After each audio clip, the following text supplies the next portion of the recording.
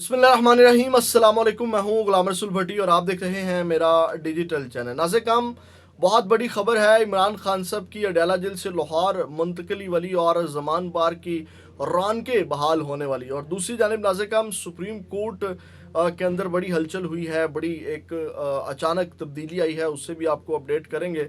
और हमूदुर रहमान कमीशन वाला जो तीर है वो निशाने के ऊपर जा लगा है इमरान खान साहब का, पाकिस्तान तहरीक इंसाफ वालों का।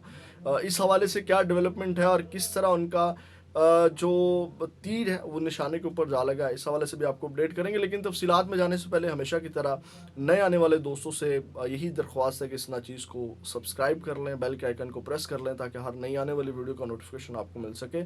और वीडियो को लाइक ज़रूर कर दीजिएगा। नाज़िर, हम सबसे पहले जो बड़ी ख़बर इमरान खान साहब की लाहौर मुंतकली वाली है वो ले लें। ये अचानक ख़बर आती है कि जनाब ये सहाफ़ी आदिल सफ़ाद साहब ने ख़बर ब्रेक की कि जनाब इमरान खान साहब को जो है वो अडयाला जेल से लाहौर मुंतकिल करने का फ़ैसला कर लिया गया। ये उनकी ख़बर है और उन्होंने सिर्फ इतनी ख़बर दी है, यानी कि वजूहात नहीं बताई कि किन वजूहात की बुनियाद के ऊपर ये फ़ैसला हुआ और फिर इमरान खान साहब को मुंतकिल किया जा रहा है।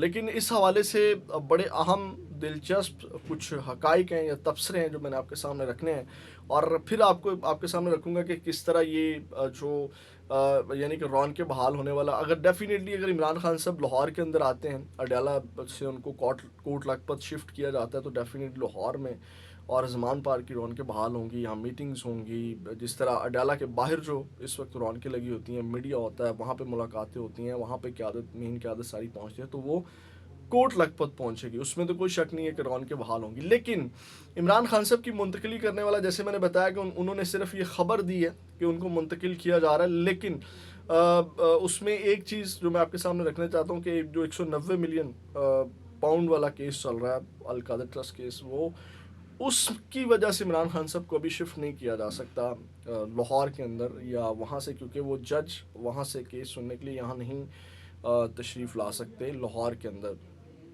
तो ये एक वजूहात है। लेकिन नाज़िर, हम ये ख़बर है, अब देखें उनको कब शिफ्ट किया जाता है, कब ज़मान पार की रौनकें बहाल होती हैं। लेकिन इसके ऊपर बड़े दिलचस्प कुछ तबसरे और हकाइक आए हैं। लोग फिर जैसे ख़बर निकलती है तो किस किस तरह की चीज़ें बयान करना शुरू कर देते हैं। सबसे पहले एक अकाउंट है, वो लिखता है जी, शरीफैन ने खान के ख़िलाफ़ साजिश की थी। सैफुल मलूक होकर अडयाला जेल के सुपरिटेंडेंट असद वड़ाई से जाकर मिला था। प्लान ये था कि हमारा बंदा अडयाला जेल आएगा, उसे खान के साथ मुशक्क़ती ड्यूटी पर लगा देना, बाकी काम वो खुद कर लेगा। इस प्लान की खबर कुछ खैर ख्वाहों को हो गई थी और प्लान मुलतवी करना पड़ा।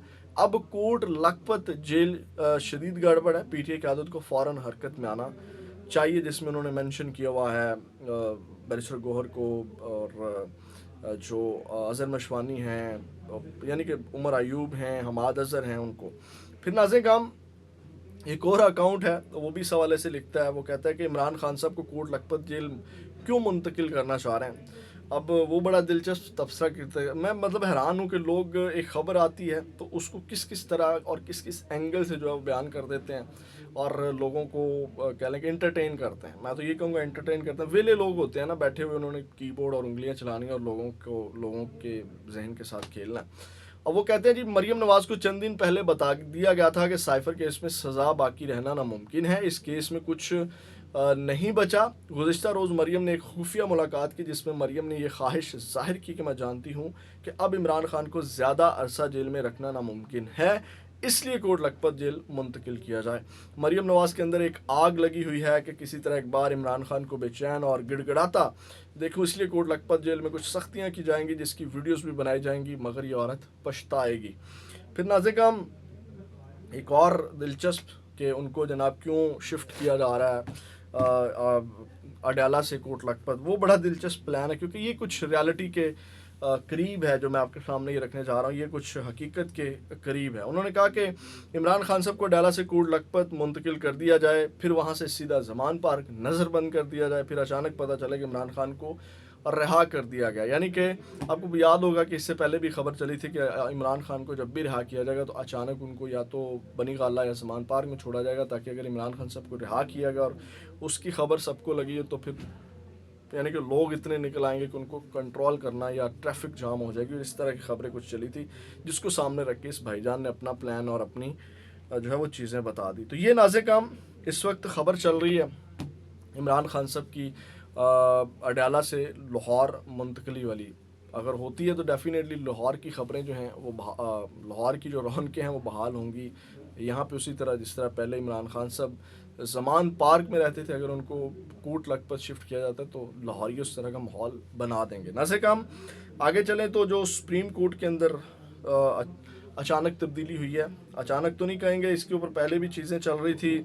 آپ کو پتہ ہے کہ اس وقت سپریم کورٹ کے اندر خالی اسامیاں ہیں جن کو پر کیا گیا اور یہ جناب کچھ نام فائنل کر لیے گئے جن میں سپریم کورٹ میں جناب اب chief justice Lahore high court کو لیا جائے گا سپریم کورٹ کے جسٹس کے لیے.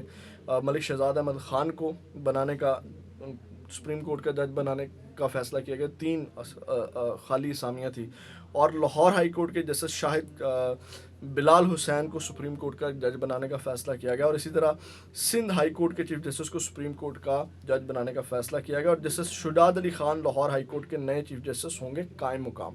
اب یہاں پہ ایک پھڈا اور ایک ریومرز چل رہی ہیں کہ شریف خاندان یا نون لیگ اپنا chief justice Lahore high court لگانا چاہتی ہے, جس وجہ سے ابھی قائم مقام چیف جسٹس آیا ہے اور کوئی اپنا فیوریٹ جج دیکھ رہے ہیں, اس کے لیے لابنگ کی جا رہی ہے کہ وہ اپنا کوئی فیوریٹ چیف جسٹس یہاں لگا سکیں. دوسری جانب نازِ کام ایک اور خبر لے لیں, وہ اینکر عمران ریاض کے حوالے سے ہے کہ اینکر عمران ریاض آپ کو پتہ ہے کہ باہر حج کے لیے جانا چاہ رہے ہیں, جو کہ انتہائی قابل مذمت ہے کہ ان کو باہر نہیں دیے جا رہا اور کورٹ کے حکم کے باوجود اس میں رکاوٹیں ڈالی جا رہی ہیں اور مختلف ہیلے وسیلے کیے جا رہے ہیں اور 32 فلائٹس ان کی مس ہو چکی ہیں. اب نازِ کام آج جب پھر وہ اسلام آباد ہائی کورٹ پہنچے جسٹس عامر فاروق کی عدالت میں, جس میں جناب میاں علی شفاق صاحب نے عدالت کو بتایا کہ عمران ریاض خان صاحب پر 3 درجن کیسز تھے. یعنی کہ کہا یہ جا رہا ہے نا, یا شک کا اظہار کیا جا رہا ہے کہ عمران ریاض جائیں گے اور پھر واپس نہیں آئیں گے, فرار ہونا چاہتے ہیں. تو اس کے اوپر انہوں نے کہا کہ 3 درجن کیسز تھے. اس دوران وہ 3 بار بیرون ملک گئے اور واپس آئے, نہ ملک سے بھاگے اور نہ بھاگیں گے. عدالتوں کا سامنا کیا, 35 کیسز لڑ کر بری ہوئے, باقی کیسز بھی لڑیں گے, میدان سے نہیں بھاگیں گے. اور عدالت نے جو ہے وہ عمران خان صاحب کی ٹریول ہسٹری مانگی تو حکومتی وکلاء نے کوئی اطمینان بخش جواب نہ دیا, لیکن میاں علی شفاق صاحب نے کہا ہم ریکارڈ پیش کرتے ہیں. انہوں نے 20 منٹ کے اندر تمام ریکارڈ جو ہے وہ پیش کیا, جس میں بتایا گیا کہ ایک بار آف لوڈ کیا گیا لیکن پھر عدالت سے نام نکلوا کر باہر گئے اور پھر عمران ریاض باہر آئے. عمران ریاض نے بھی ٹویٹ کیا کہ آج میں نے تیسرا ٹکٹ جو ہے وہ حج کے لیے کروایا اور آج میں اسلام آباد ہائی کورٹ میں موجود ہوں اور حج کی روانگی کے احکامات جاری ہوں گے. انہوں نے امید کا اظہار کیا.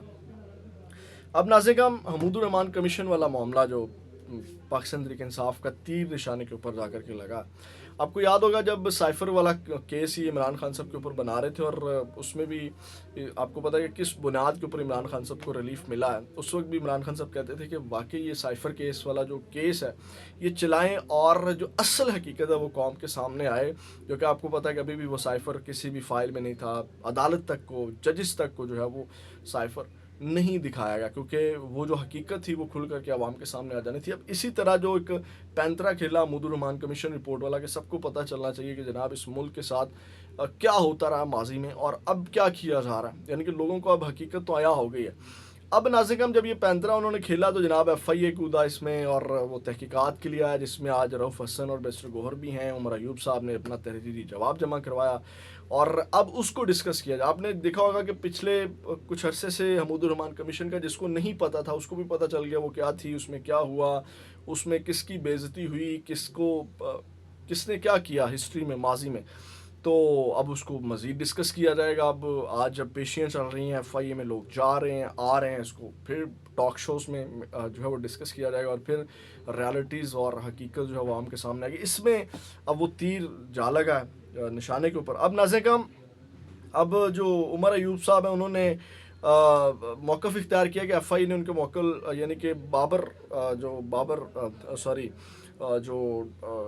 اوان صاحب ہیں ان کے توسط سے عمر ایوب نے جو ہے وہ تحریری جواب جمع کروایا ہے, جس میں انہوں نے کہا کہ عمر ایوب کو ایک حد تک امیز نوٹس اور مشکوک اور غیر قانونی سوالات بھیجے گئے اور نوٹس میں سکوت ڈھاکہ سے جڑے واقعات سے متعلق جس پر حکومت پاکستان نے کمیشن قائم کیا اور اس میں उस कमीशन ने 1972 में अबूरी जबकि 1974 में मुकम्मल रिपोर्ट रियासत को जमा करवाई, जिससे ना तो मुस्तरद किया और ना ही मंदरजात की तरदीद की गई और उमर अयूब के वकला की जानिब से जमा कराया गया। जवाब में कहा गया कि मज़कूरा कमीशन ने अपनी हतमी रिपोर्ट में जनरल याह्या खान और हथियार डालने वाले जनरल अमीर अब्दुल्ला खान न्याजी के बयानात भी कलमबंद करते हुए उन्हें रिपोर्ट का हिस्सा बनाया जो कबीना रिवीजन में मौजूद है।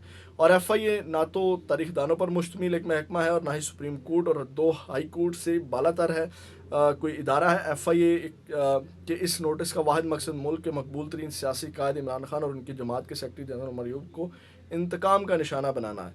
तो अब नाज़-ए-काम उमर अयूब साहब ने जो है वो उनको कहा कि जनाब मुझे जो मैंने जवाबात देने हैं उसके लिए जो हमूदुर्रहमान कमीशन है उसकी जो कॉपी है वो मुझे मुहैया की जाए।